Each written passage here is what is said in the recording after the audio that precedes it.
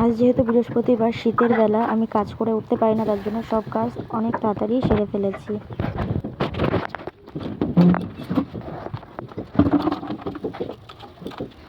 এখন যাচ্ছি শ্বশুরের রান্নাঘরে, নাবো ওনাদের চারটে সময় উঠেছি। মা দরজা খোলো, সাপো নেবো, জামা কাপড় যাই, ঘরটা দিলাম। বৃহস্পতিবার না, মাটি কাজ করবো না, সে চারটের সময় গেছে। একটু পায়খানা করলাম, তরকারি করলাম, ঘরটা দিলাম। কালকে বসে নেই তো, চাবি সেই নেই, সারা বাথরুম যাবো, খোলা সাথে দৌড়ে গেছে। সাপে নিল, সাপোর্ট একবার জামা কাপড় ডিজাইন করে পাবো না, বৃহস্পতিবার কোথায় নিয়ে সব মারবো।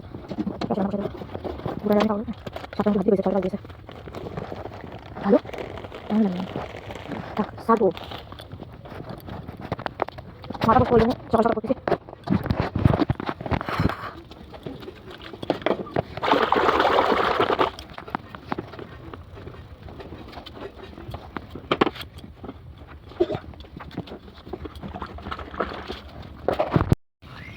ছাদে চলে এসেছি, কি কুয়াশা!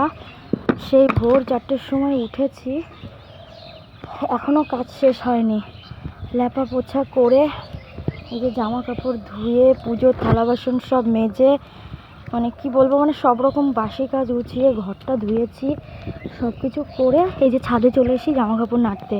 পুরো কুয়াশায় ভরা, তাও নেড়ে দিই, রোদ্দুর বেরোলে শুকিয়ে যাবে। উঠোনটা লেপেছি, সামনের দিকটা আজকে যেহেতু বৃহস্পতিবার তোমাদেরকে দেখিয়ে দিচ্ছি। এই যে বাড়ির সামনে লেগেছি, ছাদের থেকে দেখাচ্ছি। আর রাস্তার সাইডটা লেগেছি, যেটুকু ফাঁকা আছে ঢালাইয়ের পাশে, রাস্তার পাশে, তো সেটা লেগে কমপ্লিট করেছি। যেহেতু বৃহস্পতিবার আছে, বড় আছে, লেগে ফেললাম। ওই যে দেখা যাচ্ছে একটু লেগেছি, বলে পেছনে সাইডে। তারপরে এসে জামা কাপড় নাড়তে, এই যে কুয়াশায় পুরো আচ্ছন্ন, বুঝতেই পারছো, সূর্য মৃদু মৃদু যে তাপটা আসছে। আর এই যে সব জামা কাপড় মেলে দিয়েছি এগুলো কালকে। আর এই যে আজকে সকাল ভোরবেলা উঠে যে দিয়েছি, সবাই রান করছিল এই যে ধোয়াতে করতে, এত সকালবেলা, যেহেতু পুরো কুয়াশা আচ্ছন্ন, দেখে বুঝতে পারছো কত কুয়াশা। তো মাথায় ভালো করে চাদরটা মেরে নিয়ে যে সুন্দরভাবে কাজগুলো করে নিলাম, গায়ে চাদর দিয়ে সুন্দরভাবে কাজ করেছি, উঠোনটা লেগেছি গায়ে চাদর দিয়ে। তো এই যে জামা কাপড় এখানে আছে, জামা কাপড় ধোয়া কমপ্লিট। এবার তো রান্নার দিকে যেতে হবে, সকালে করে কিছু কাজ করছি, সকালে সঙ্গে শেয়ার করবো বৃহস্পতিবার কাজ। তো চলো ভিডিওটা কন্টিনিউ করতে থাকো সবাই। আর এই ছাদে বসে ভিডিওটা করছি, তার কারণে জামা কাপড় নাড়তে এসেছি। তো ভাবলাম ছোটো করে একটা ভিডিও করা যাক, যেহেতু আমি এখন ব্লগ ভিডিও দিচ্ছি ইউটিউবে। তোমরা কিন্তু অবশ্যই লাইক কমেন্ট সাবস্ক্রাইব করে দিও আমার পাশে থেকে, আমাকেও তোমার পাশে লাগে। আর কি বলবো, এখন আরেকটা কাজ বাকি আছে, সেটা হচ্ছে পায়খানা, বাথরুম, স্নানের বাথরুম সবটা পরিষ্কার করবো। আমি যেদিন মাথা ঘষি, 3-4 দিন পর পর আমি মাথা ঘষি, তো তখনই আমি বাথরুমগুলো পরিষ্কার করে ফেলি। তো তোমরা বলতে পারো যে এটাও বলতে হচ্ছে। হ্যাঁ, ওটা দেখাচ্ছি না, এটা বলার কারণ একটাই, যে তোমরা হয়তো ভাবতে পারো দেখো কি নোংরা, এগুলোও পরিষ্কার করে। তো এটাই বলার, যে অপরিষ্কার জিনিসে যাওয়ার থেকে সুন্দর পরিপাটি করে, মানে পরিষ্কার করে তার ভিতরে যাওয়া অনেকটা ভালো না? তো অনেক সময় দেখা না, তো এটাই আমার বলার। সবসময় আমি একটা কথাই বলি, যেমন এখন আমাদের ঘর তৈরি হচ্ছে, তো আমি একটা কথাই বলেছি যে পায়খানা ঘরটা যেন সুন্দর হয়। আমার শোয়ার ঘরে সুন্দর দরকার নেই, আমার শোয়ার ঘরটা কোনোভাবে মাথার উপরে টিন দিয়ে করে দিলেও আমার চলে যাবে, আমার তাতে কোনো জায়গা আসবে না। কিন্তু আমার যে পটি সেকশনটা, ওটা যেন আমার সুন্দর হয়। সুন্দর বলতে কেমন বলো তো, যে কোমর টয়লেট হবে, মানে সব রকম থাকবে, এটা ওটা যেগুলো থাকে, তো আমার ওসবের কোনো কিছু দরকার নেই। জাস্ট যে প্যান্টটা হবে, তো সেটাই যেন পরিষ্কার থাকে সবসময়। আর যে ট্যাঙ্কিটা করা হবে, সেটা যেন খুবই ভালোভাবে করা হয়, যাতে মানে কি বলবো, বছর বছর ইউজ করার পরেও যাতে সেটা কোনো রকম প্রবলেম দেখা না দেয়। তো এটার জন্যই এই মাঝখানে কথাগুলো বলা, যে সবাই আশা করি, মানে যারা গৃহবধূ আছে তাদের হয়তো এই একটাই আশা থাকে যে পায়খানা যেন পরিপাটি হয়। আমি অপরিষ্কার পায়খানা যেতে পারি না, সত্যি কথা। তো চলো ভিডিওটা কন্টিনিউ করতে থাকো, কথা থেকে ভিডিও দিতে পারি।